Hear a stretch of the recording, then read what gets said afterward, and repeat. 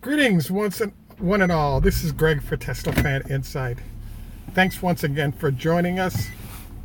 Today's focus is on a review of the analysis given to us that says Tesla Semi is a fraud by Nikola.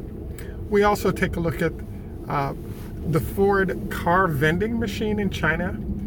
And finally, we take a look at a quick review of the Model X crash and backlogs that have occurred caused by the Gigafactory, which sort of imply other issues. This is Greg for Tesla Fan Insight. Thanks once again for joining us. If this is your first time on our channel, please take time to like and subscribe. If you're returning, please hit the like button and make sure you hit the bell icon so you don't miss anything. Also, please note that we really appreciate your help on Patreon/Tesla Advisor. A buck or two would really help us do a better job and be very consistent in doing so. So it would really appreciate your help. Also wanted to note that typically John and all my friends from all the other countries love it when you guys send me a quick note to say hello, and I appreciate you doing that. But in general, what I'll plan on doing is sort of following up at the end of the talk, because we usually have about 50 folks that join us during a discussion, but afterwards, when the video goes up, it's really distracting for those that are not immediately on the podcast to understand. So please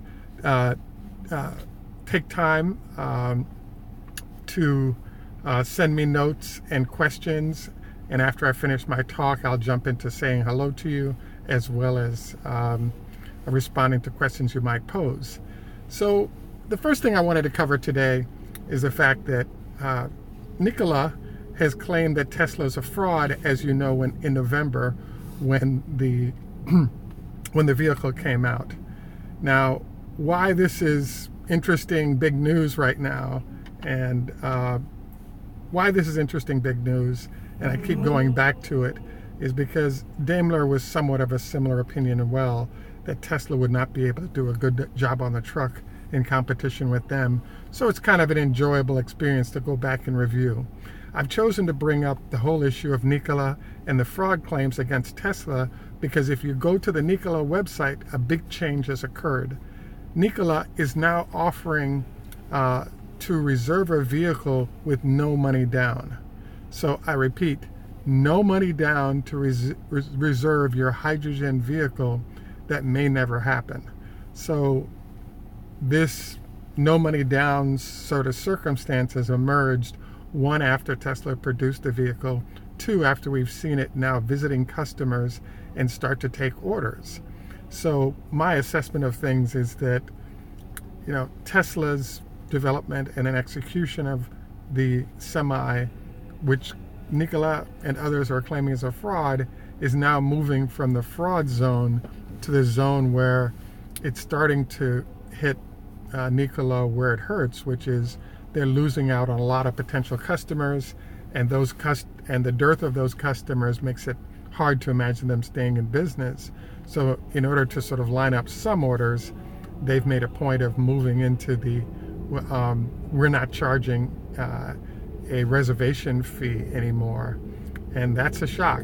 This is also a shock because, as you know, current truck orders for Tesla require a $20,000 deposit, whereas current truck orders for a Nikola does not require a deposit.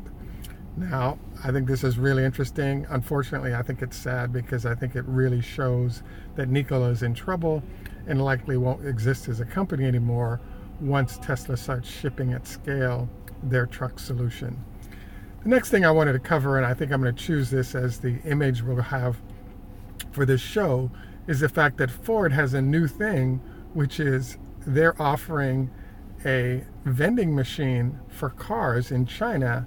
As you all know, China is the #1 market in the world for cars with 1.5 billion people. I was shocked to learn that, I don't know if you guys knew this, but I didn't, and that is that half of the S-Class Mercedes in the world are sold in China. Who knew? I mean, I thought Germany sort of dominated the S-Class purchases, but in fact is dominated by China.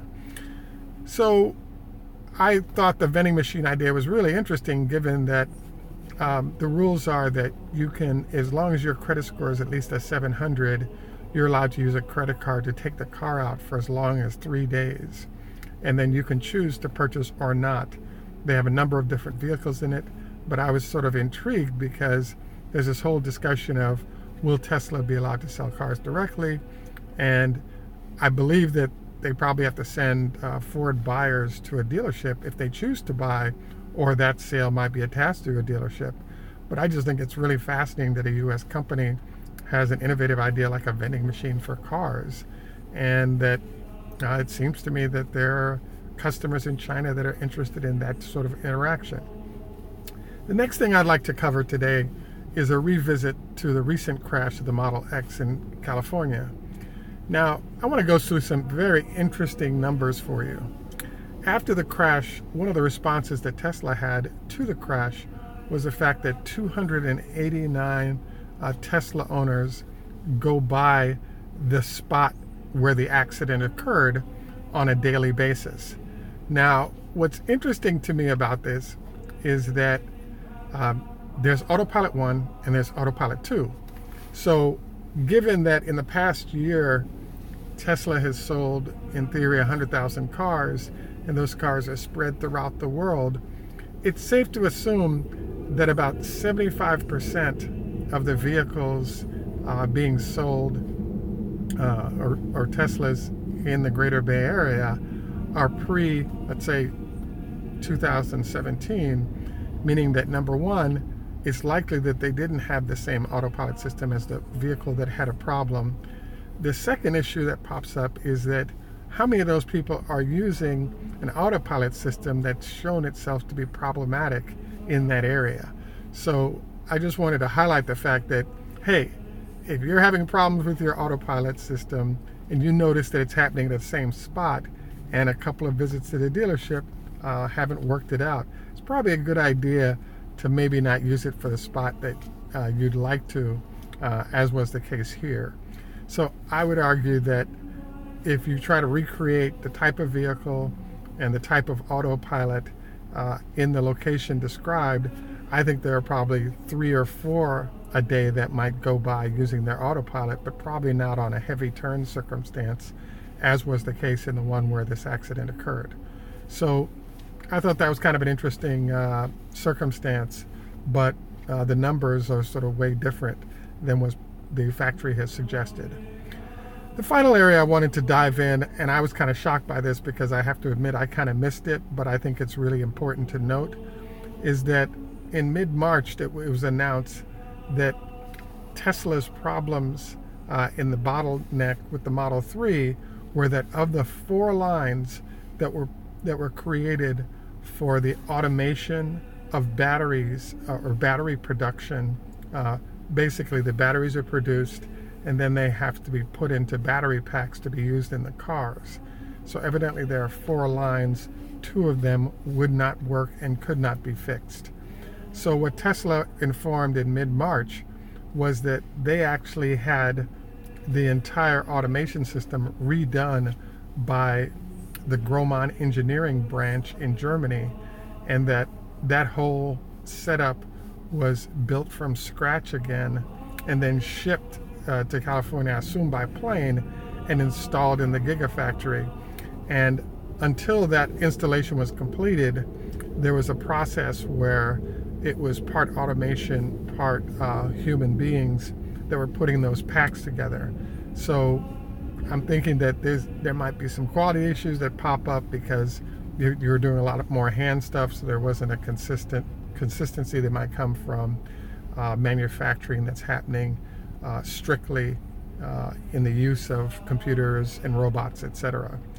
So I wanted to bring this up because number one, it kind of shows that Elon was pointing out that he was sort of living in the factory in Sparks, Nevada, trying to repair software issues, and in fact they weren't able to repair that line relative to an automated process of production. They actually had to abandon the line, rip it out, and put in a brand new one, and evidently now it seems to be working fine. He is now sleeping / living in the production facilities in Fremont. As I'm sure you guys saw, they actually had a fire today in there that briefly slowed things down. And so I wanted to just sort of review this with you because it suggests that, yeah, there might be problems, and we can see it in that the production isn't happening, but they aren't necessarily saying exactly what the problem is. And we'll find out later once it's fixed what the issue might have been. But it's great to see them nonetheless get to 2,000 in production. Perhaps the last thing I wanted to cover today is the short squeeze. Today, I believe, is the 5th of April of 2018. Critical time for Tesla and its future.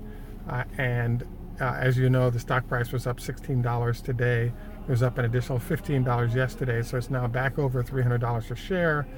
And it has a whiff of possibly getting to 325, maybe 350, as they're able to solve the production numbers that they're supposed to be delivering, namely something in the 5,000 a month unit range is what we hope will happen based on Elon now sleeping in the factory. Will they have to go ahead and rip out, stuff and redo it to get this automation complete and be able to produce at scale? We do not know, but we're going to find all that out pretty soon, and I would say stay tuned, and we'll look forward to updating you as we have new information. I did notice that there were a couple of questions that flew by relative to, was it pack assembly, etc. Again, my understanding was that the batteries were being produced fine. The problem they were having was the automated process for production of packs was an issue. I was a little bit surprised to learn that Groman was actually involved at automation in manufacturing on things like packs, because most of their other customers were other auto companies. So I thought the automation process they were more involved with was strictly projects involving the line assembly of vehicles. Now, I in general, I've sort of run through the items that I really wanted to cover today. Again, I do believe that we're at an exciting time for Tesla. Those who are stockholders, you're seeing some nice increases in value. I would say stay tuned to see if we've got our second week of 2,000 units produced, and that can be achieved on another week or two, heading towards the 3,000 to 5,000 units a month. That is what a lot of customers are hoping for, so they aren't that far back in their lines prior to getting a hold of their own version of the vehicle. I know this is sort of slightly off. We'll be back this weekend for our live stream. What I've noticed is Sunday morning seems to be our biggest time where we can get a lot of folks, both in Europe and the United States, that have an opportunity to interact with us. Thanks, Frederick, for the comment regarding the number of VINs that have been registered. The VIN registration and the actual number produced may or may not be the same, is what we found out based on the actual number of the vehicle that was picked up by a brand new Tesla owner. At any rate, just a reminder, if this is your first time on our channel, please take time to like and subscribe. If you're a repeat visitor, welcome back, and would love to enlist your help to help us stay in action on Patreon. That's Patreon.com/Tesla Advisor, and we'll put a link underneath as well. Would love to have your opinions on what's happening in production, what's also going on right now with Tesla relative to the Semi and Nikola.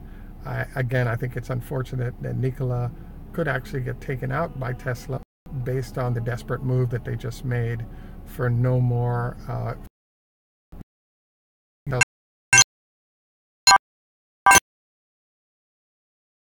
I want to thank you again for taking time to join us, and German, tschüss, mach's gut, French, au revoir, à tout à l'heure. Farsi, Hebrew, Farsi, Choda Hafez, Hebrew, Lehitraot, Shalom, and in Jamaican, walk good, enough respect, man. Have a great day, and thanks for taking time out to chat or to visit with us. And again, would love your comments and opinions on anything covered today or topics that you think that we need to look into and consider covering. This is Greg for Tesla Fan Insight, and ciao for now.